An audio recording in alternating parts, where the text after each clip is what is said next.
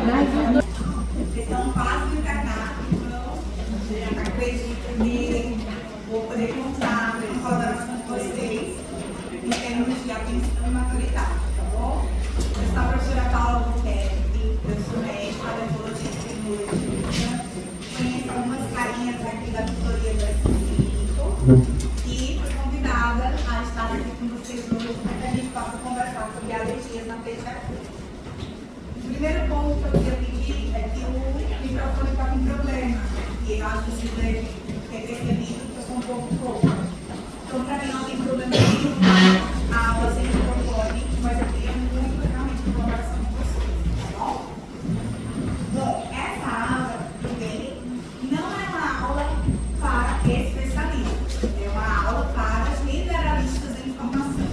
E por que essa aula existe na grade de vocês? Já ouvi muitos alunos, quando me conheciam no S5, dizendo, professora, você é a primeira alergologista que eu estou conhecendo. Ou então, às vezes, na faculdade tal não tem aula de alergia. E a nutrição teve esse cuidado, essa atenção de trazer essa alergia para essa aula de alergia para vocês. Desde 2022, porque essa é uma especialidade que cresce mediante aumento significativo da prevalência no mundo. Se eu fizer um inquérito assim, por alto aqui, qualquer alergia, e pedir para vocês levantarem a mão, uma em cada 3 pessoas terá alguma doença alérgica. E esses números tendem a aumentar significativamente. Afinal de contas, até 2050, metade da população no mundo terá alguma doença alérgica. Baseado nisso aí, no último ano, principalmente, vem se conversando muito sobre o tema alergia. E em janeiro desse ano, não sei se algum de vocês conseguiu acompanhar, foram feitos alguns episódios muito fantásticos sobre alergias. Eu até disponibilizei para vocês aqui os 3 episódios que falavam sobre esse aumento da prevalência, que falavam sobre algumas alergias específicas, como as alergias alimentares, e de uma maneira bem legal, bem lúdica, bem leiga. É interessante a gente dar uma assistida, tá bom? Como alunos de graduação da medicina, nós vamos hoje falar de maneira específica, maneira médica. Então, nós vamos revisar um pouquinho sobre a resposta imunológica das doenças alérgicas. Vamos aprender a reconhecer as doenças alérgicas como médicos generalistas e especificar os principais tratamentos para alergias. Afinal de contas, como a prevalência é alta e cada dia mais aumenta, vocês com certeza se depararão em algum momento com um paciente portador de alergia precisando da ajuda de vocês. E no 4, a gente vai explorar as emergências alérgicas, que na verdade são poucas, porém por serem emergências, vão ser atendidas por vocês, não por mim. Depois vocês encaminham de preferência, mas no primeiro momento, num pronto atendimento, numa UPA, vocês que fazem esse atendimento, ele precisa ser bem feito, porque algumas dessas emergências podem matar o paciente, tá? Então, isso aqui vocês estão hoje, já viram ao longo de toda a graduação, a importância que o sistema imunológico tem na vida de um ser humano, a importância que ele tem em nos defender do que causaria doença ou invasão. Porém, a gente também precisa tolerar as nossas próprias estruturas, tolerar antígenos ambientais que não nos façam mal e que nos ajudem a sobreviver, como os alimentos, como antígenos ambientais que fazem parte do contexto de vida. E quando a gente quebra esse estado de equilíbrio, a gente pode ter, se não souber se defender, infecções de repetição, como as imunodeficiências, ou em casos de hiperresposta, a gente tem as autoimunidades, que vocês já estudaram lá na C4, e as alergias, que hoje fazem um contato de vocês.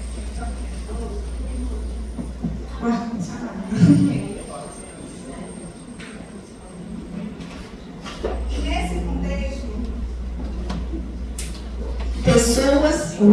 pessoas com a predisposição genética, a gente já aprendeu que o sistema imunológico tem essa influência sim, quando são expostos a alguns antígenos, dependendo da forma como eles são expostos, em que fase da vida que eles são expostos, dependendo também da natureza desse antígeno, eu posso ter uma resposta exagerada, uma resposta alérgica. Então, se é um antígeno proteico, se é um antígeno que para aquele paciente desencadeia um tipo de resposta específica, eu vou gerar uma resposta de defesa que não deveria acontecer.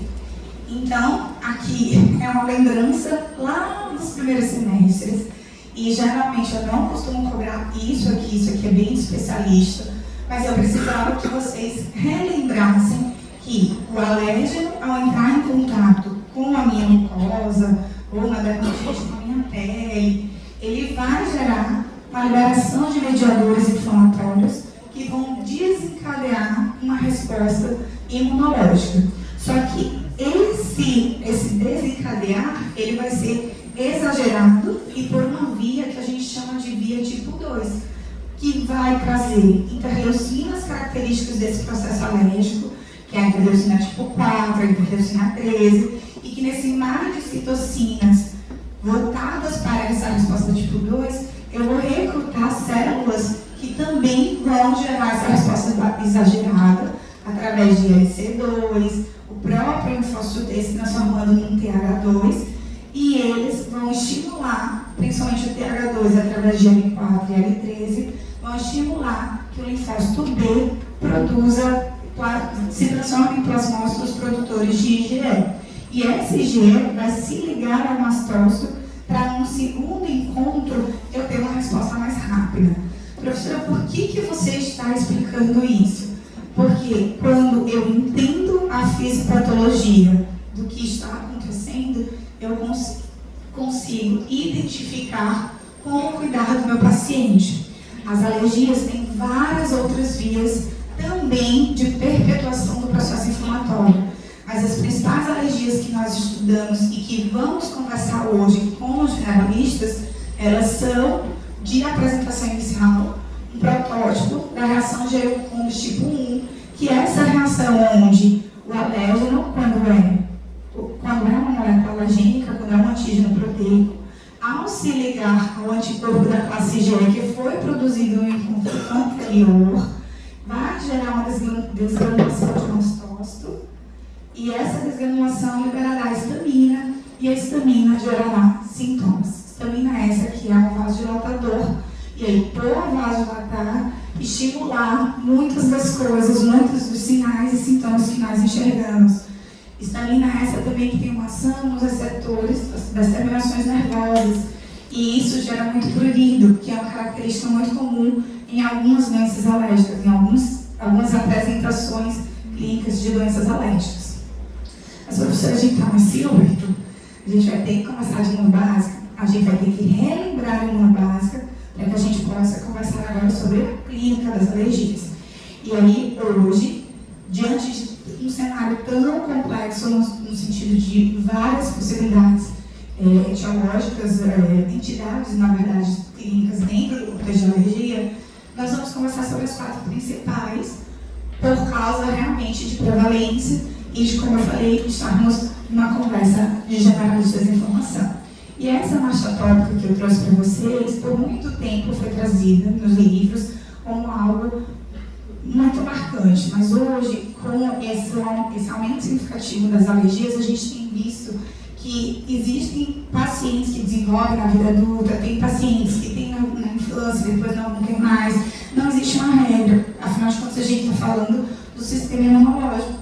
E o sistema imunológico ele tem autonomia, como vocês já viram ao longo da formação em outras especialidades. Então, começando pela dermatite atópica, se as fotos não ficarem muito boas, gente, depois eu disponibilizo a aula para vocês, então de perto fica um pouco mais fácil. Mas isso aqui é o protótipo da dermatite atópica. Quando você olha uma criança com esse tipo de pele, você vai identificar a dermatite atópica. Espero eu, depois de hoje, que vocês consigam ter esse olhar. Ela é uma doença multifatorial, ela é a doença mais desafiadora da minha especialidade, porque ela mimetiza outras doenças, ela não só tem aquele mecanismo que eu comecei mostrando para vocês, de recrutamento de células do tipo tem envolvimento de outros setores, ela tem alteração estrutural da pele, mas 80%, graças a Deus, são formas leves e 70% melhora até o final da infância. São pacientes que vão ter essa alteração estrutural. Eu costumo dizer para os pacientes que é uma pele especial, como se fosse uma parede onde os tijolos não são coesos. Isso permite uma maior perda transepidérmica, o que dá uma das características clínicas mais marcantes que a gente vai ver mais na frente, e também permite a entrada de antígenos por uma via que não deveria acontecer, que é a pele. A pele é para ser totalmente fechadinha. E quando isso não acontece, quando eu sou invadida através dela, há uma sinalização de invasão mesmo. Então o corpo recruta o sistema imunológico para gerar defesa e isso vai gerar inflamação. E vira um ciclo vicioso, tá? Mas essa perda transepidérmica, ela vai gerar muita cheirosa. O paciente com dermatite atópica, ele precisa ter o ressecamento cutâneo, mas ela também vai gerar muito prurido, vai gerar o eczema, que é essa lesão inflamatória. Como eu falei, aqui não está muito bom, mas na aula vocês vão ter acesso, vai ficar mais fácil. E esse eczema é a lesão característica da dermatite atópica, da DA, como a gente fala. O eczema é a lesão mãe, a lesão inflamatória. Você vê o aspecto de exudação nesse rostinho desse bebê. Então, sai exudato, tem pápula, pode ter crosta, é extremamente pruriginoso, porque tem vários mediadores de inflamação. Então, essas três características são características marcantes.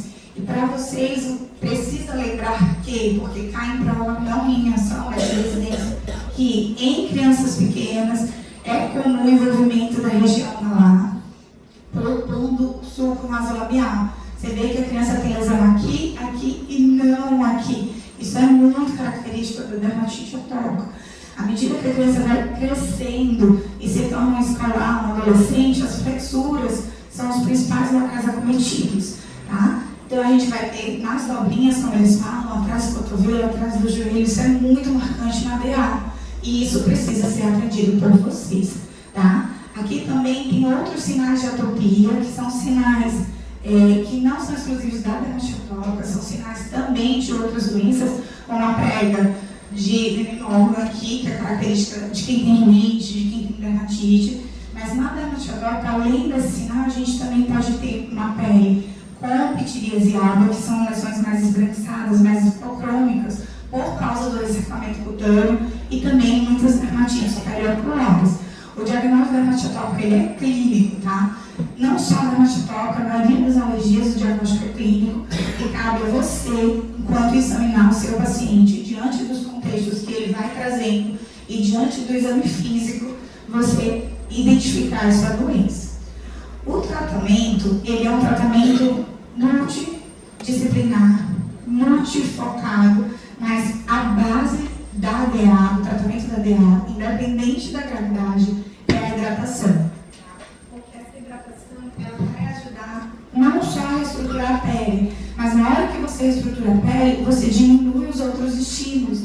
Então ela ajuda no controle da inflamação, ela ajuda no controle do prurido, e eu preciso evitar os desencadeantes para que, ao entrar em contato com essa pele, se eu tiver o contato com o desencadeante, eu gero todo o processo inflamatório. Além da hidratação ser extremamente importante para o controle da inflamação, do prurido, né, da reestruturação da pele, eu posso controlar essa inflamação também com corticoides tópicos ou orais, dependendo da gravidade do paciente, que cada vez mais a gente evita. Imunossupressores tópicos ou orais, a depender da gravidade do paciente também, que a gente tem o maior cuidado, porque, como eu falei para vocês, a maioria deles vai melhorar ainda na infância até os 5 anos. Então, você ficar usando imunossupressor numa criança de 2, 3 anos, tem que lembrar dos efeitos colaterais que podem ser causados pela sua prescrição, pela sua conduta. O controle do prurido pode ser melhorado com o uso de antistamínico, mas, na verdade, quando você hidrata, você controla a inflamação e o prurido. Quando você usa um corticoide ou um supressor, de preferência tópico, você controla a inflamação e melhora o prurido. Então, o antistamínico, ele pode ser utilizado, mas ele não é a nossa primeira via. E isso é muito comum entre os generalistas, tacar lixizinha para o paciente, sedar o paciente e não resolver o problema. Eu tenho vários pacientes pacientes e ninguém nunca orientou hidratação. É a base do tratamento, tá? Então, o antistamínico, pouquíssimas vezes a gente acaba utilizando, até porque o prurido nessas crianças não é só causada por histamina, né? Lembrem que eu falei, a pele dele é desestruturada, os fios são desencapados, então aquela pele, ela incomoda, a roupa incomoda, o suor incomoda, tudo incomoda, tá? Mas, com os generalistas que vocês serão, e bom, se Deus quiser, aqui estão algumas dicas de hidratantes. Lembrando que não existe o melhor hidratante, existe o hidratante que se adequa à pele do paciente, e isso não está embutido em valor ou cosmética, e sim no que se adequa a todo o paciente. Às vezes, para aquele paciente é o hidratante mais barato, às vezes, para o outro paciente é um hidratante mais caro. Mas aí ele usa o mais barato porque ele não tem condições de comprar o mais caro. Mas aí ele usa tantas vezes que acaba sendo como se fosse o mais caro. Então, é conversar com o paciente, educar o paciente. O que precisa entender é que esses hidratantes não costumam ter cheiro, não costumam ter cor, porque tudo isso pode prejudicar a pele do paciente que já tem uma pele especial, tá? E eles são prescritos por nós médicos. Então, o paciente ele sai com uma listinha de hidratantes e ele vai até a farmácia para poder fazer a compra desse hidratante que para ele serve como um medicamento, tá? Outra coisa que precisa ser conversada sobre os banhos, porque a gente mora num lugar muito quente, então as pessoas tomam 5 banhos num dia, né? 4 crianças, então introdução alimentar, cada vez que se surge um banho, cada vez que se tocou um banho, chega no final do dia para cada criança, mesmo que não tem DA, está com a pele super desidratada. Então o que é que eu negocio? Ou dá menos banho e hidrata todos os banhos, ou pode até dar os 10 banhos, mas também com 10 vezes de hidratação. E perder esse entendimento de que assim, só hidrato quando eu dou banho. Não, você vai hidratar após banho, porque vai ajudar a puxar aquela umidade que tem na nossa pele. Depois que a gente enxuga, você ainda fica meio molhadinho. Inclusive, em pacientes com DA, isso precisa ser muito rápido, sair do banho, enxugar e hidratar, porque a perda deles é muito rápida. Porém, eu posso estar aqui na sala assistindo aula, pegar meu hidratante, passar no meu braço, passar nas flexuras, se eu tiver lesão, enfim. Isso tudo ajuda no controle da inflamação, no controle do prurido, no controle da doença, tá bom? Então, quando vocês estiverem diante dessa criança, tem criança que quando ela entra no consultório fala, vai ser uma DA, porque ela até tem uma alergia alimentar, até pode estar vindo por uma outra demanda, mas é muito característico. História de atopia, tem DA e tem alergia alimentar, um dos pais têm asma, enfim. Uma criança que se coça muito, é impressionante, né? Porque você vê às vezes o bebê que não fala e ele fica assim, ó, o tempo inteiro, na cama, no bercinho. Então, incomoda muito essa coceira. E o eczema, que é a característica clínica bem marcante, assim como a xerose, tá? Então, diante desse contexto, vocês precisam lembrar de dermatocetólica e pelo menos um hidratante para limpar o paciente de vocês, tá bom? Bom, uma outra doença, talvez até uma doença que é mais falada, afinal de contas, né? Em todo o corpo. Excelente resposta. Eu estava viajando agora, estava muito frio e muito seco. Fiz uma dermatite horrorosa, mesmo hidratando minha pele. E aí é interessante, uma vez assisti uma aula que o professor disse assim, que o prurido, ele é o limiar mais superficial da dor. Porque é tudo terminação nervosa, né? Então, à medida que quando você vê alguém se coçar, criança, você começa a fazer calcinha, ela começa a rir, daqui a pouco ela começa a se incomodar com dor. Então, esses pacientes, eles têm não só prurido, eles têm dor. E aí, na hora que você hidrata, dá uma calmia, é realmente algo extremamente importante, porque faz aquela barreira e diminui, acalma a pele, acalma o sistema imunológico, quebra o ciclo, tá? Corpo inteiro. Então, como eu estava falando, quem quiser pode levantar a mão, perguntar, gente, é um bate-papo mesmo, tá? O objetivo aqui é que vocês sedimentem os conhecimentos, as informações. Tá muito rápido? Tá muito devagar? Tá certo. Não tende a ser muito longa, não. Alergia alimentar. A alergia alimentar é fase. Até porque, na verdade, hoje a gente vivencia muitas reações adversas a alimentos. E reações adversas a alimentos são quaisquer ações que envolvam o consumo alimentar e o paciente sinta. Só que, como a alergia está na moda, todo mundo acha que é alergia. E na maioria das vezes não é. Na maioria das vezes é intolerância alimentar, é intoxicação alimentar. Porque para ser alergia, tem que ter resposta imunológica. Então, quando o sistema imunológico ele desencadeia uma defesa diante da apresentação de uma proteína alimentar, eu possivelmente estou diante de uma alergia alimentar. E é por esse motivo que não existe intolerância à alergia à lactose, perdão. Por quê? Porque a lactose é um açúcar. E o meu corpo, quando consome esse açúcar, não recruta meu sistema imunológico para me defender dele. No máximo, em quem tem intolerância à lactose, esse açúcar não é digerido e aí vai dar os sintomas de uma má digestão. Mas alergia alimentar é uma coisa, intolerância alimentar é outra coisa. Pensando em alergia alimentar, por que eu falei na moda? É lógico, é um dos carros-chefes que mais alavanca esse aumento exponencial da prevalência das doenças alérgicas. Mas hoje, na pediatria, a prevalência de alergia alimentar gira em torno de 8% da população. Então não é tanto quanto a gente tem visto por aí. Esses são os principais alimentos envolvidos: leite, ovo, trigo, soja, peixes e crustáceos. Eu não gosto de falar frutos do mar, mas aqueles alunos sabem, né?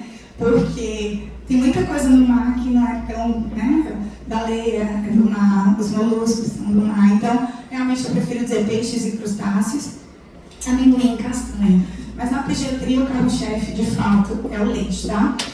Aqui eu quis trazer para vocês de maneira simplificada, mas para que vocês aprendam que por que a gente tem que lembrar da imuno? Porque a apresentação clínica depende do setor do sistema imunológico que está te defendendo. Então, quando eu tenho aquela maquinaria toda pronta, que vocês verem aquele GIF do mastócito desgranulando, porque ele tinha uma IgE ligada, ou seja, uma reação IgE imediata, os sintomas são muito rápidos. Porque eu já conheço o meu antígeno, eu já estou pronta para me defender, e na hora que eu consumo ele chega até os meus mastócitos, eles liberam aquela histamina, que vai dar principalmente envolvimento cutâneo, já que os mastócitos são células muito presentes na pele, e a histamina é um vasodilatador que eu já expliquei para vocês. Então, essa vasodilatação na pele vão dar as urticas, por exemplo, tá? Esse mecanismo higienizado é o mecanismo que, como eu falei sobre Jerry Combs, é o protótipo baseado na anafilaxia, porque a anafilaxia, eu costumo brincar que é um tsunami de histamina, né? É uma desgranulação mastócita absurda, abundante, e aí essa vasodilatação sistêmica vai trazer queixas sistêmicas, que já a gente vai conversar um pouquinho. Uma outra apresentação da alergia alimentar muito comum é a reação não mediada por IgE. Professora, então ela é mediada por quê? Hoje a gente postula que ela é mediada principalmente por células e citocinas, mas esses pacientes, se você for avaliá-los laboratorialmente, não vão ter esses anticorpos. E aí, aquele paciente que consome ou que está sendo amamentado e dias, semanas depois, ele pode começar a ter sintomas. Então, são sintomas mais tardios e, predominantemente, eles envolvem a região gastrointestinal, porque aí lá a gente vai ter muitas células do sistema imunológico e muitos mediadores, tá? E aqui, como eu falei, né, as urticas são o protótipo da IgE mediada e a proctocolite, que é o sangue com muco nas fezes, é muito comum na IgE, mas podem ter outras apresentações, tá? E o diagnóstico, como a maioria das alergias, diagnóstico clínico. Um diagnóstico clínico de reprodutibilidade.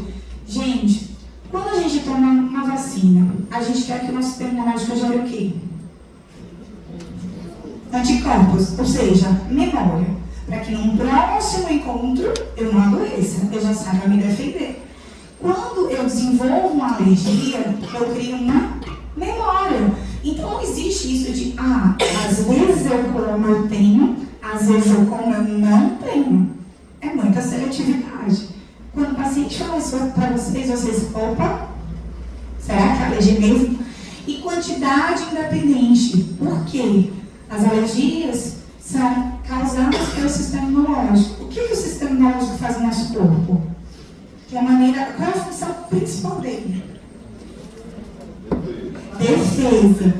Quando a gente vai se defender, né? A gente só se defende se a pessoa que vier for muito agressiva. Teoricamente, a gente deveria se defender de qualquer insulto, né? Lógico, não precisa também ser tão agressivo quanto, mas a defesa é independente da quantidade que você tem ali. Tendo um vírus ou 50 vírus, teoricamente, o sistema imunológico é para estar ali para te defender. Então, aquela pessoa também que diz assim, quando eu como um camarão, eu não tenho nada. Mas se eu como 1 quilo de camarão, eu tenho, a chance de alergia é muito difícil. Ainda assim, diante da história clínica, o que eu preciso ver? Se for um paciente com queixas imediatas, envolvimento de pele, que me lembre um quadro IgE mediado, eu tenho um laboratório, eu consigo dosar IgE específico. Lógico, se for um alimento que a gente costume ver prevalência na população. Apesar de que a alergia pode a tudo, tá, gente? Eu tenho paciente com alergia a coentro, a tomate, a abacaxi. Então, quando você vai fazer IgE específico para esses alimentos menos comuns, não é fácil. Uma outra forma também são os testes cutâneos. Principalmente quando a gente fala de alergia alimentar, existe uma forma que a gente chama de prick-to-prick.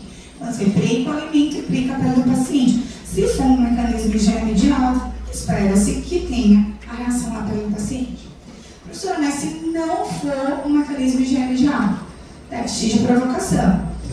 Você tem alergia alimentar? Suspeita. Ok, então vamos lá. Vamos tirar o alimento da sua vida por um tempo, ver se você fica 100% bem e aí depois a gente reexpõe. Isso pode acontecer tanto nos não irremediados quanto nos casos duvidosos. Né? Aquela pessoa que às vezes eu tenho, às vezes eu não tenho. Vamos ver, porque os fatores de confusão fazem hoje em dia todo mundo pensar que tudo é alergia. Mas como eu iniciei esse tema, existem outras entidades que também causam queixas e que não estão tendo a presença do envolvimento do sistema imunológico, tá certo? Então, foi alergia, tem que ter reprodutibilidade, tem que ter relação causal, ok? Professora, mas eu peguei uma criança sangrando e ela nunca tinha sangrado na vida. Ela tem 3 anos e ela toma leite desde sempre. Será que pode ser alergia? Eu já peguei criança do programa do leite com essa queixa e o pessoal pensando em alergia. Só que a criança toma leite desde que nasceu. Ela toma leite de vaca, porque lembrar que leite de vaca é qualquer leite que venha da vaca, tá, gente? Em pó, em líquidos, pacientes às vezes confundem isso. Eles acham que a vaca é só o ordenado. E aí ela nunca teve nada. Com 3 anos, tomando aquilo todo dia, ela vai desenvolver? Pouco provável, porque aquilo que você convive é muito difícil você gerar resposta de defesa. Mas eu tenho 30 anos e eu comi camarão a minha vida inteira e agora eu sou alérgica. Mas ninguém come camarão todos os dias, né? Salvo exceções. Então, diferente daquele antígeno que você está o tempo inteiro convivendo e bom ou mal você aprendeu a conviver, aquilo que você convive esporadicamente, sim, pode gerar uma alergia. Mas ainda assim, estou na dúvida, o que é que eu faço? Tiro o alimento e eu deixo o paciente por um tempo para poder observar se ele melhora completamente e dependendo de como ele fique, depois precisa fazer a reexposição, se for um não higienizado, ou eu posso solicitar exames para investigação, se for um higienizado, ok? Diagnóstico feito, como eu trato? Alergia alimentar é igual a exclusão da proteína alergênica. Nem um pouquinho? Não, nem um pouquinho. Lembra a quantidade independente? Mas, professora, eu não posso comer o camarão e tomar um antialérgico? Não, você não sabe como vai ser o seu comportamento imunológico. Então, é exclusão, tá? Quando é um bebê e ele mama, eu preciso excluir também da dieta materna, certo? Seja com diagnóstico para tratamento, ou seja, quando eu suspeito para investigação, ok? Tem que ter cuidado com o suporte nutricional. Afinal de contas, a gente está falando de pediatria. Citei alguns exemplos de adulto aqui de camarão, mas imagina que a dieta de uma criança ela é baseada em lácteos, na maioria das vezes, principalmente aqui no Ocidente. Então você precisa dar suporte para essa criança. Ou então, mesmo que não seja leite, sejam outros alimentos, a maioria dos alimentos são alimentos bem impactantes do ponto de vista nutricional. E quem tem alergia alimentar ao leite de vaca, né, que a gente chama de APLV, você pode fazer a substituição com formas adequadas. Nos pacientes que têm essa apresentação mais imediata, é importante deixar um antistamínico de retaguarda, porque isso vai ajudá-los nas crises. E nos pacientes que têm anafilaxia, como eu falei, a gente já vai falar sobre o atendimento, mas é interessante deixar um plano de ação, o que fazer diante de um acontecimento. Consumir o alimento, até porque diferente de alergia a medicamento, que eu sei o que eu estou tomando, que eu pergunto o que estão fazendo na minha veia, né, injetável intramuscular, mas o alimento você está comendo um caldo de peixe, que a colher que mexeu o camarão mexeu o peixe. E aí você tem uma anafilaxia, então tem que ter muito cuidado, e essas crianças precisam andar com os seus medicamentos na bolsinha, na mochila, enfim, e a adrenalina autoinjetável, que infelizmente ainda não temos no nosso país, mas que esse ano teve uma petição, uma consulta pública, e estamos acreditando que até o final do ano chegue no Brasil. Então, todas as vezes que eu estiver diante de paciente que, quando ingere um alimento, ele tem sintomas cutâneos e ou sintomas intestinais, e que melhora com a retirada, mas piora com a reexposição, isso aqui precisa acontecer, tá? Porque às vezes a gente tira o paciente melhora, só que ele melhorou também por outras coisas. Então, às vezes mudou o estilo de vida, às vezes, enfim, várias outras possibilidades. Então, quando você volta ao alimento e percebe que há essa relação causal, você está diante de uma alergia alimentar, tá bom? Rinite. Essa é o chefe do alergista, apesar de ser admirar uma morbidade. Sabe? O sinal do rinítico, né? A rinite alérgica é uma inflamação da mucosa nasal, uma inflamação crônica, mas que ela é causada pela exposição ambiental, tá? Às vezes os pacientes falam assim, eu tenho rinite, qual? Porque se é uma criança que está o tempo inteiro gripada e a causa são patógenos, principalmente os vírus, é uma rinite infecciosa, não é uma rinite alérgica. Minha rinite alérgica é controlada. Se eu chego num ambiente poluído, eu inspiro mais, enfim, alguém fumando, eu inspiro bastante, mas isso é uma rinite irritativa. Afinal de contas, aquilo faz mal para todo mundo, não é só para quem é alérgico. Então, nem toda rinite é alérgica. A rinite alérgica tem que ter relação com o ambiente, e ela é que, de fato, alavanca os números ali da alergia, da prevalência das alergias, porque hoje, na população brasileira, pelo menos, assim, 30%, esses números até acho que são de 2020, alguma coisa, então, cerca de 30% hoje já é portadora de rinite alérgica. E esse é o nosso principal alérgeno, né? O ácaro. Eu costumo mostrar isso para os pacientes e comecei a trazer nas aulas, porque quando a gente fala do ácaro, as pessoas acham que é algo assim, imagine, mas não, ele existe, né? O ácaro, ele é um artrópode, gente, ele se alimenta das nossas células mortas. Então, depois de, acho que são 2 anos, 1 ano, do nosso colchão, metade do peso dele é só de ácaro. E a gente passa 8 horas, em média, talvez vocês não, eu também não, deitados no sofá, no colchão, em contato com aquele alérgeno. Então, a chance de você manter a inflamação nasal é altíssima. O diagnóstico também é clínico, baseado na presença de sintomas nasais por mais de 2 semanas, onde o prurido nasal é o carro-chefe na criança. Né? A criança é quem faz mais esse sinal da rinite, do rinítico. Mas eu posso também ter espirros, coriza, congestão, e geralmente são pacientes que têm antecedentes pessoais ou familiares de alergias. Posso utilizar exames complementares para ajudar a minha terapêutica, no sentido de fazer algo específico, como as vacinas, e aí, para isso, a gente utiliza o prick test e a IgG específica, para avaliar o perfil que a gente chama de fenotipo do paciente, né? O que é que incomoda ele. Lembrar que é uma doença do sistema imunológico, os nossos sistemas imunológicos são todos diferentes, então o que me incomoda pode não incomodar a Gabi, por exemplo, tá? E lembrar também dos diagnósticos diferenciais. Como eu expliquei, o principal diagnóstico diferencial na pediatria é a rinite infecciosa, tá? Principalmente por vírus. Tá lá, a criança descendo, vem para o alergista para saber, uma rinite alérgica? Não é uma rinite alérgica, é uma criança que está em amadurecimento imunológico, uma criança, vocês já aprenderam, acho, na pediatria, que frequente creche, escola, pode ter até um resfriado por mês, né, da 12 a 8. E os resfriados são mais longos, então às vezes um emenda no outro e parece que a criança nunca fica boa. Quem é pai, mas criança pequena sabe o sufoco.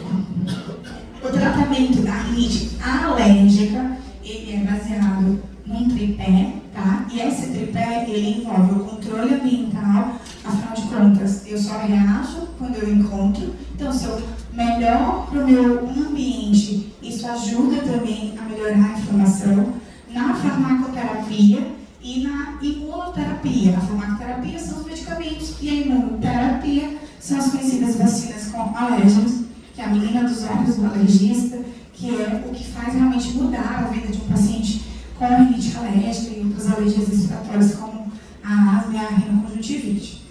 E lavar o nariz, né? Depois do Covid, muito tem se falado sobre a lavagem nasal e ela realmente tem um impacto. A gente já sabe que ajuda a depurar, ajuda o movimento ciliar, porque depura, retira as impurezas. E o ideal é que você faça uma lavagem adequada, principalmente crianças pequenas, ter um pouco de cuidado por causa do ouvidinho, lembrar que a tuba é pequena, então quando você lava com alta pressão, você joga água às vezes para o ouvido, aumenta o risco de otite. Então é baixa pressão e alto volume, tá? E quando você lava assim, não sei se vocês têm esse hábito, mas dá uma respirada bem boa, né? Bom, também para ajudar vocês no colinho no internato e mais na frente na vida, esses são os principais corticóides nasais, onde a gente tem corticóides liberados a partir dos 2 anos, então não tem por que não tratar as crianças de maneira adequada, com medicação de ação apenas local e baixa biodisponibilidade, ou seja, não vai impactar em trazer efeitos colaterais. Agora, por que só depois dos 2 anos, professora, a gente vê um monte de criança pequenininha, com quadros de rinite, um ano e pouquinho, mas é rinite alérgica? Fica a pergunta, possivelmente não, tá? Geralmente, se vocês entrarem lá da mastotórica, a rinite alérgica já vai chegando aí no começo da idade pré-escolar. Esse tratamento é um tratamento de manutenção, para evitar que o paciente entre em crise, para evitar que o paciente não tenha as queixas que eu visualizo naquele momento de maior desespero. Mas, se ainda assim entrar em crise, aqui é uma tabelinha de todos os antistamínicos de segunda geração, onde eu tenho antistamínicos liberados desde os 6 meses de vida. E por que de segunda geração? Porque esse paciente, até começar a tratar e ter um controle da inflamação, ele pode ter muitas crises. E os antistamínicos de primeira geração, que são os que tem no SUS, ou que a maioria de vocês conhece, Cloramine, Xizine, eu até já esqueço, mas tem a carbamazepina, eles têm muitos efeitos colaterais. Aí a gente pensa, nossa, eu fico sonolenta, não sei para nada. A sonolência, gente, é o menor dos problemas, porque na verdade, em crianças pequenas, esse sono não é um sono reparador, é uma sedação.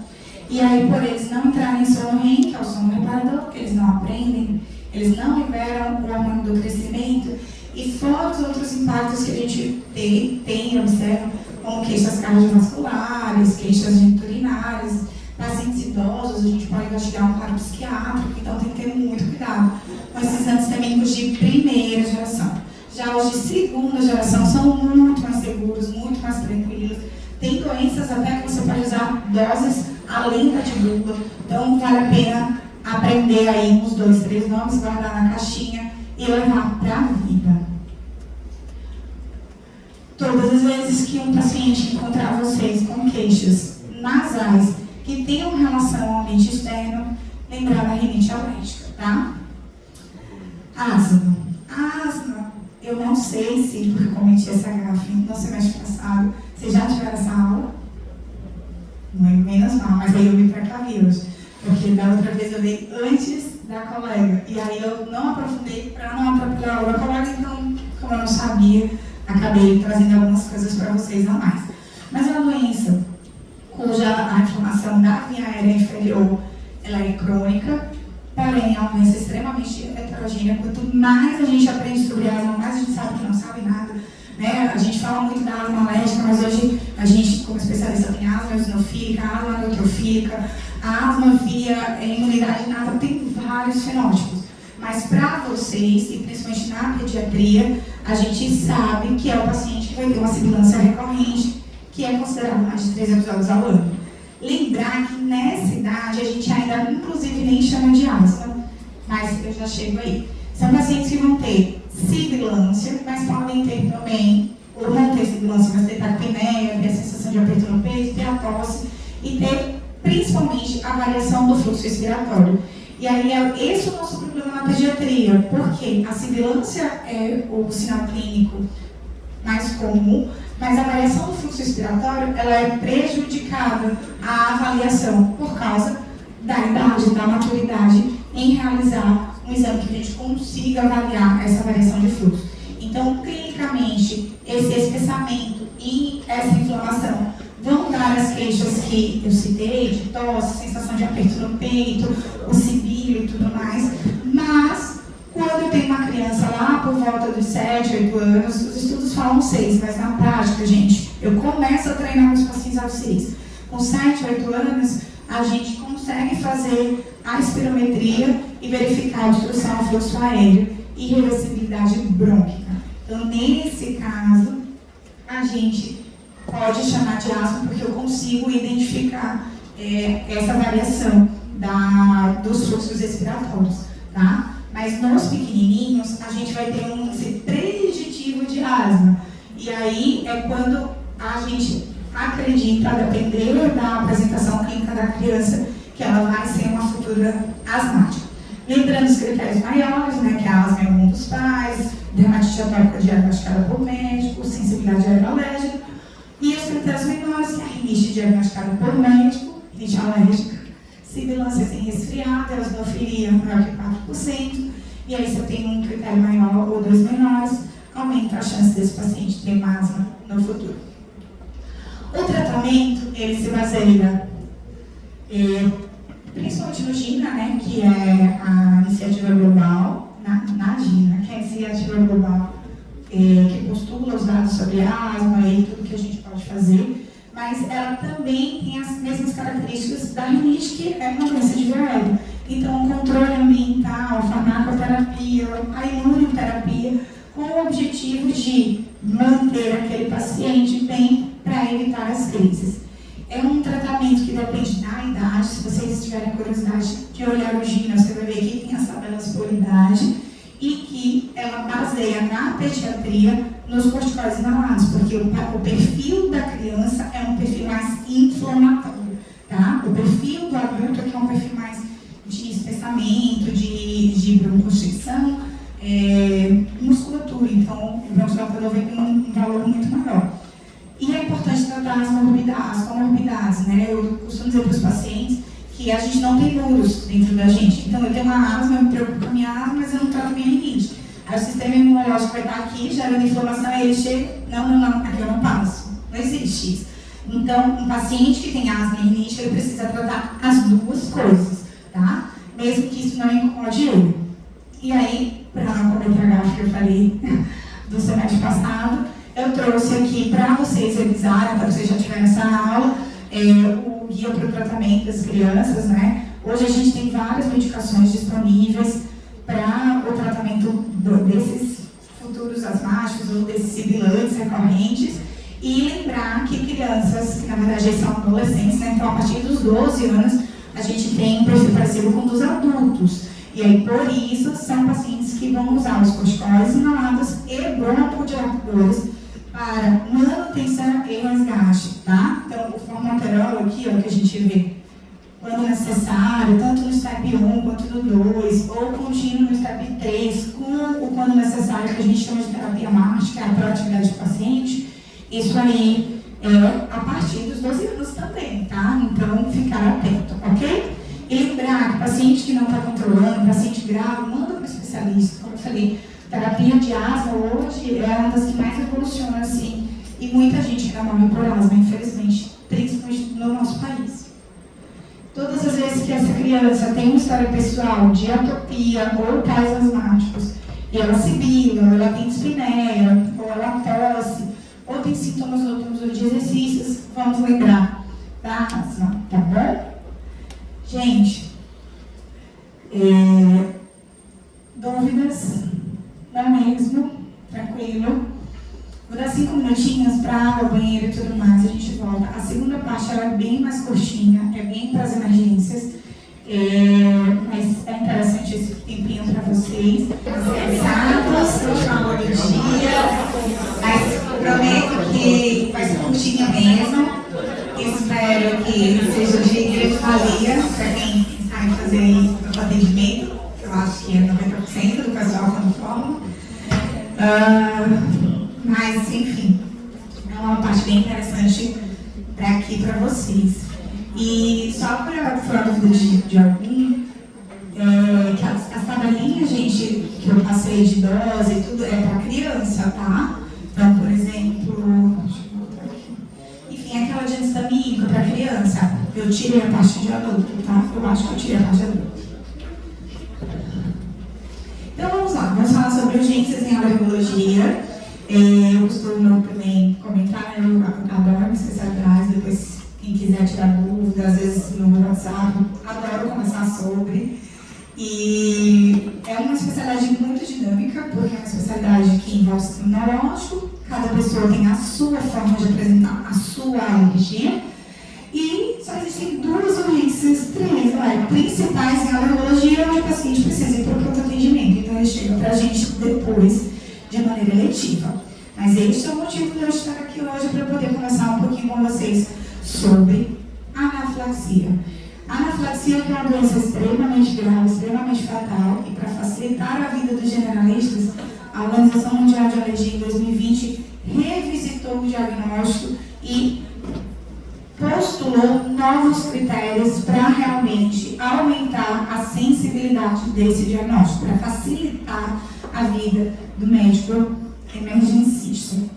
Ela é uma reação extremamente grave, muito rápida e que pode causar a morte. Recentemente, acho que semana passada mesmo, uma menininha que tinha falecido por anafilaxia e tem várias histórias assim, muito tristes, né, de pessoas que um rapaz com quadro grave, a namoradinha tinha comido um alimento, beijou ele, ele morreu. Crianças escovando os dentes, enfim, tem vários casos muito ruins. Teve um alergista 2 anos atrás comendo camarão, lá em Santa Catarina. Então, assim, bem difícil. Mas a gente criou a cultura e o entendimento de que a anafilaxia sempre é apresentada com um choque, que não é uma verdade, né? Eu não preciso ter o paciente chocado para estar diante de anafilaxia, e eu tenho que, na verdade, ter esse quadro sistêmico, onde eu posso ter o comprometimento de via aérea e ou circulação, mesmo sem a presença de sintomas cutâneos. Então, também é um outro marco muito forte, não tem mancha, não é anafilaxia. Não é bem assim. Então, que critérios são esses? E esses critérios precisam ser aprendidos. Por quê? Porque são vocês que vão atender esses pacientes. Tá? Então, se eu tenho um paciente, independente da idade, que em questão de poucos minutos, no máximo 1 ou 2 horas, ele tem um quadro, ou seja, súbito, né? De envolvimento de pele e mais um outro sistema, seja ele respiratório, circulatório e ou gastrointestinal, eu estou diante de uma anafilaxia. Tá? Quando eu era preceptora lá na UPA, eu falava para os meninos na pediatria, não é para ficar perguntando, mas você comeu o quê?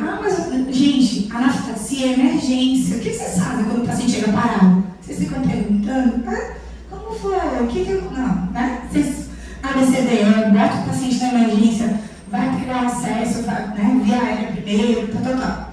E lógico, vai se conversar depois, mas a primeira coisa é salvar a vida do paciente, tá?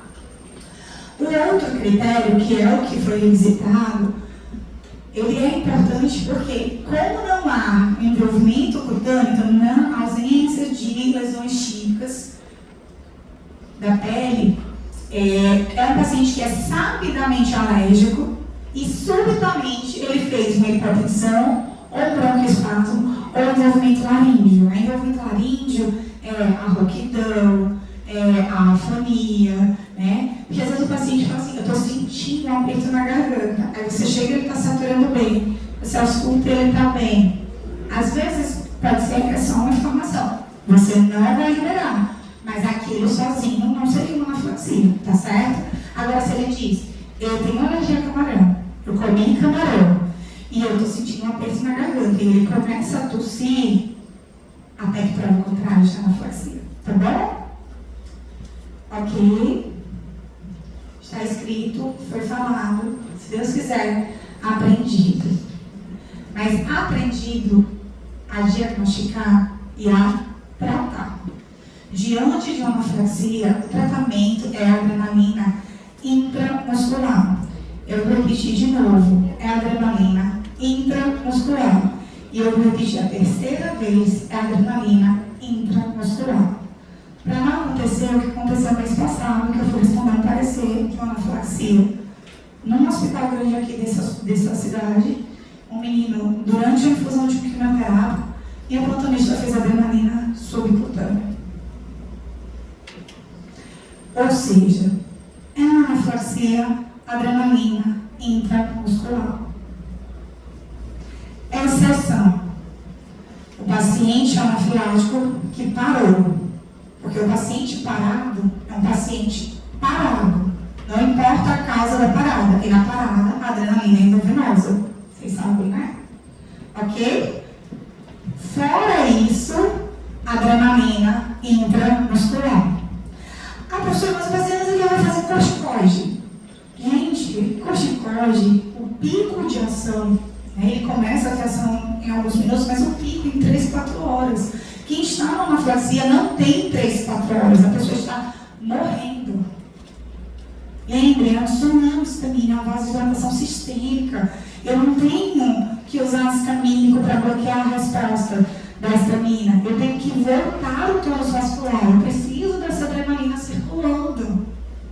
Então, eu aplico a adrenalina na coxa do meu paciente, eu elevo o membro do meu paciente para aumentar o retorno venoso e para que esse coração não só bombeie a adrenalina para o corpo inteiro, mas tenha mais inotropismo, tenha mais força de contratividade cardíaca, tá?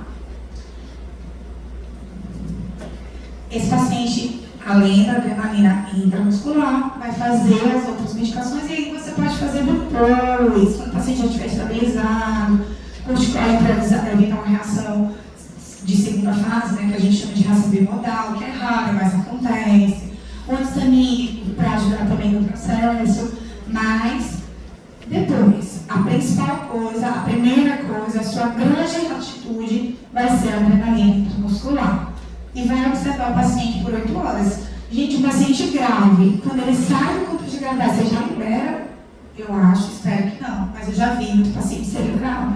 Então não façam isso, tá? E sempre encaminhar para o especialista. O paciente precisa investigar, o paciente precisa ter plano de ação, ele precisa saber o que ele vai fazer caso isso aconteça.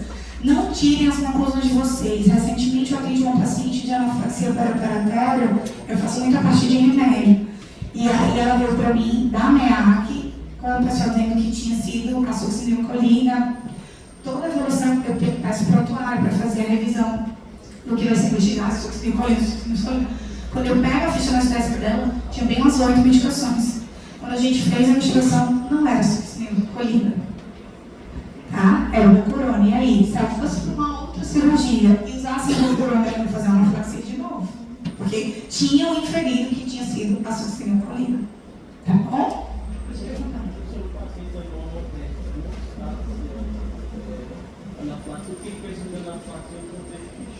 Isso. O paciente, a gente, como eu falei, ó, choque e lesão de pele são duas queixas que são bem presentes. O primeiro critério ocorre em 90% dos pacientes. Tá? Mas a ausência deles não exclui o diagnóstico, certo? Então, às vezes, é um paciente que tem ele estava num ambiente de aniversário de escola. Eu tive um paciente em fevereiro, mas ele já era paciente há bastante tempo, só que em fevereiro ele estava numa coisa da escola e do nada o menino começou a lutar de preocupado, estava tendo festinha. Tudo bem, se for uma crise de asma, você vai usar bronquidilatador. Só que ele não tinha histórico de asmático e tinha histórico de alergia alimentar. E de alergia alimentar já é mediado. Então, assim, até que pelo contrário, é a adrenalina. É melhor fazer a adrenalina e não ser anafilaxia do que não fazer. Os estudos mostram que o retardo na aplicação aumenta e implica num risco de óbito muito alto. Muito alto. A impressão que dá é que esse critério 2 é de diagnóstico presuntivo, né?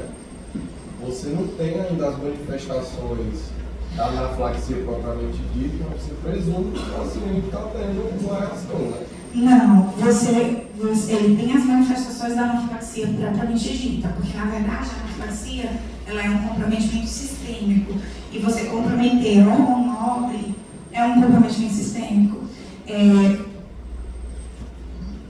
Principalmente porque esse é um paciente previamente sabido alérgico, entendeu? Então, por exemplo, eu já tive paciente que nunca tinha tido alergia na vida e um belo dia tomou antiperona e ele fez angedema e entrou em crise de asma, até para encontrar essa anafilaxia. Mas esse por ter envolvimento de pele, que angedema é pele, né? A gente atribui muito mais anafilaxia do que esse aqui, o 2, né? Sozinho. Só que o 2 é o que eu falei, é um paciente que já tinha história de reação alimentar, estava na escolinha, criança, ninguém tem controle, e ele teve um quadro de broncoespasmo. E aí você presume que ele entrou em contato com o alimento, mas a anafilaxia não é presumida, não, a anafilaxia é diagnosticada, tá certo? Na verdade, o que você começa a presumir quando o paciente está no contexto clínico de anafilaxia é quem causou a anafilaxia. Isso eu concordo com você. Mas a entidade clínica, ela é uma entidade, certo? E aí, naquele momento, não importa quem causou. O que importa é tratar. É lógico, eu estou numa cirurgia, sou anestesista e estou aplicando a medicação, várias medicações ao mesmo tempo, e o paciente faz uma anafilaxia. Eu paro tudo que eu estou fazendo, a cirurgia suspensa, e eu vou tratar a anafilaxia. Depois ele vai investigar. Mas não dá para fazer igual esse paciente minha, succinilcolina, podia ter sido látex, podia ter sido a clorexidina, até porque a anafilaxia geralmente acontece em poucos minutos, mas ela pode demorar até uma hora. E em uma hora de anestesia, várias medicações entram, entendeu? Por isso que, independente do que seja o causador, que aí sim vai ser presumido por vocês e investigado por mim, ou por um alergista, mas o tratamento da anafilaxia precisa ser feito por vocês, tá? E esse paciente que já teve uma anafilaxia, ele precisa portar a adrenalina autoinjetável que eu comentei e que infelizmente só tem por importação. Custo altíssimo hoje. Geralmente eles vêm com 2 canetinhas ou 2 dispositivos, em média R$ 800 a R$ 1.000, com duração de 1 ano. Bom, vamos falar de uma outra emergência. Aí, eu não falei sobre as crises de asma, porque, como eu falei, tem uma aula só sobre asma, que eu acabei de descobrir, vocês ainda não tiveram, que é da Regina, Regina. Vocês já tiveram uma vez? Então, acho que vocês vão ver. Eu acho. Não, vamos voltar. Não obrigatoriamente, ó. São 2 critérios possíveis para o diagnóstico de anafilaxia. O primeiro critério é o mais comum, que envolve pele e pelo menos um sistema. Então, o paciente que tem urticária e vômito, angedema e desmaiou, urticária e asma. Isso aqui é uma anafilaxia. Beleza? O segundo critério, e esse aqui assim, do nada. Não pergunto se comeu, se bebeu, se... Não. O segundo critério é aquele paciente que sabidamente é alérgico, paciente de predisposição a um conhecido ou altamente provável alérgico. É a criança que está na festa escolar. É o paciente que tem alergia à fruta e está operando, porque existe uma síndrome chamada látex fruta. Então, o paciente tem alergia a kiwi e ele foi operar e no centro cirúrgico ele fez uma anafilaxia. E como foi que ele fez a anafilaxia? Ele fez um broncoespasmo. Mas, como assim um broncoespasmo ele é asmático? Não, ele fez um broncoespasmo, do nada. Entendeu? Ou o anestesista está aplicando a cefazolina, que é um antibiótico que dá muita anafilaxia, e aí o paciente não deu nem para entubar, ele começou já a tossir, ou então a pressão caiu, tá? E aí a pressão caiu, mesmo na ausência de lesão de pele, é uma anafilaxia. Certo? Ok, aqui, gente. E aqui, uma entidade clínica mais branda, mais leve para mim, mas que incomoda muito mais aos pais, ao próprio paciente, porque realmente costa bastante, que são os casos de urticária aguda. As urticas, vocês já devem ter visto na dermato, são lesões cutâneas que desaparecem a dígito-pressão, que são avermelhadas, eritematosas e bastante pruriginosas, porque elas vêm pela liberação de histamina, pela ação da histamina nessa pele. Só que, como a histamina ela é fugaz, ela dura no máximo 24 horas no local que ela aparece, tá? Para eu chamar de urticária aguda, essa urtica pode ficar aparecendo até 6 semanas, mas todo dia ela aparece em um lugar diferente. E quando ela desaparece, ela não deixa cicatriz, tá? Então a pele volta ao normal. Se não tiver essas características, já não é uma urticária, ok? 50% dos pacientes vão ter um angedema. Por quê? Porque a urtica, ela surge pelo edema da derme mais superficial.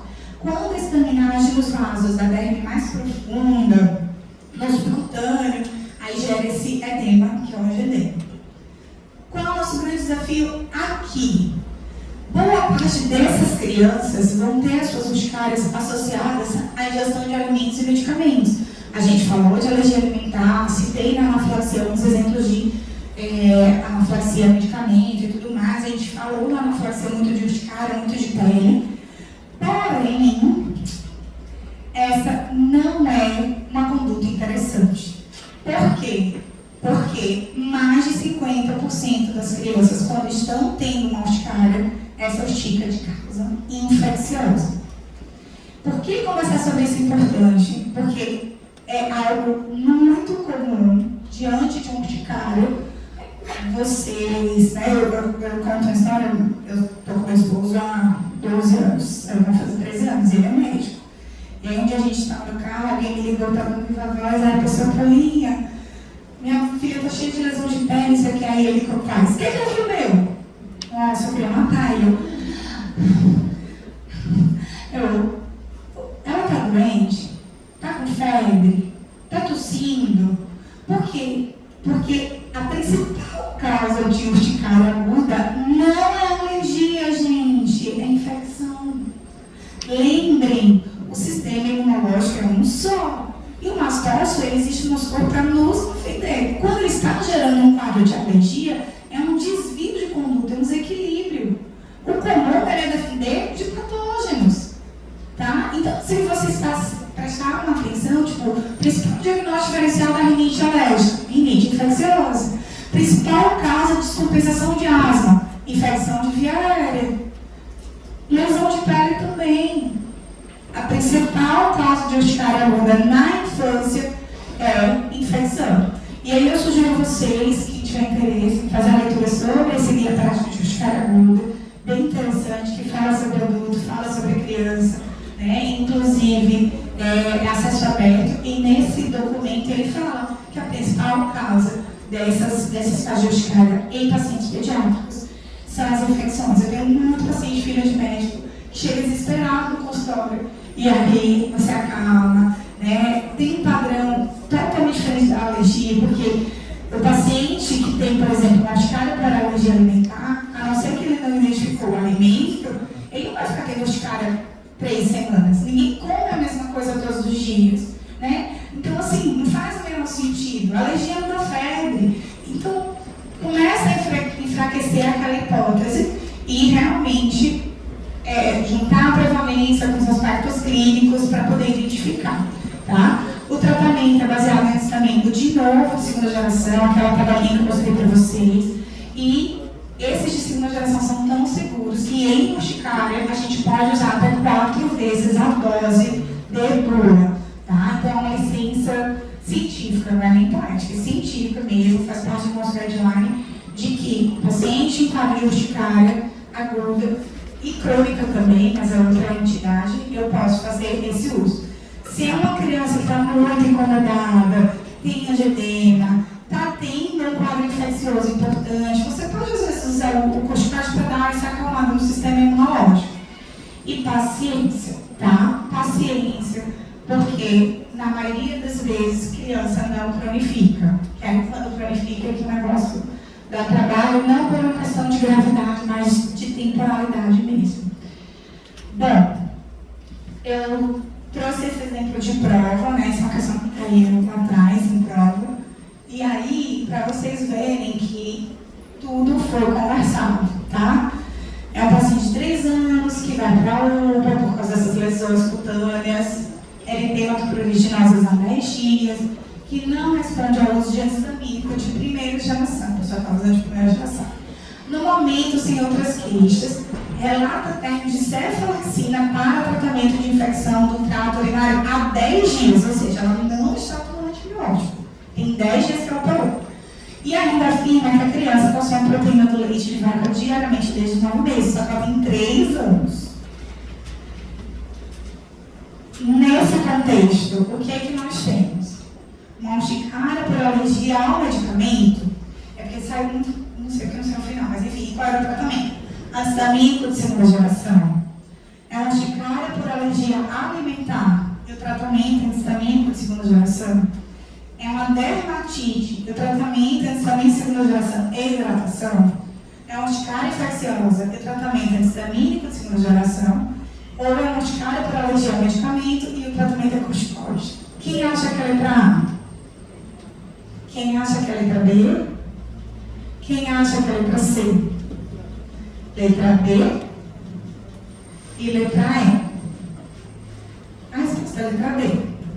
A maioria acertou. Espero que no dia da prova vocês lembrem da aula. Gente, esse é o meu contato de e-mail.